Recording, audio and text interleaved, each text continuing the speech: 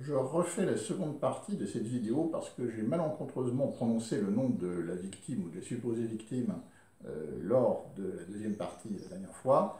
Et en effet, ce n'était pas obligatoirement judicieux de ma part, donc nous l'appellerons Mathieu, puisque c'est ainsi qu'il a été nommé dans l'article de Libération.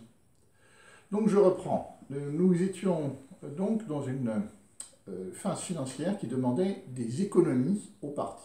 C'est ce que les commissaires aux comptes nous avaient prouvé lors du Conseil national. Et il y avait eu donc le départ de Briot Duhalgouët parce que son poste était considéré comme trop coûteux. Et donc quelques mois après, en septembre 2019, il y a donc l'embauche de Mathieu à un poste alors de chauffeur personnel ou d'attaché de presse. Alors on n'a pas très bien compris quel était le rôle de Mathieu, mais il est certain d'une chose, c'est que Mathieu, malgré toutes les qualités qu'on peut lui trouver après, n'avait pas d'expérience d'attaché de presse. Il n'avait pas de connaissance du milieu parisien de la presse.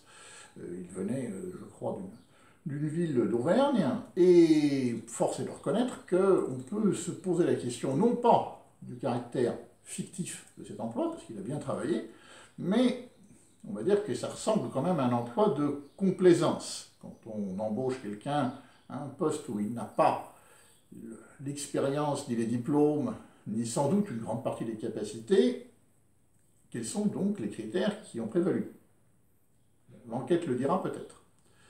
Et j'ai peur que cet emploi de complaisance soit une forme d'organisation de parti qui ne soit pas sain.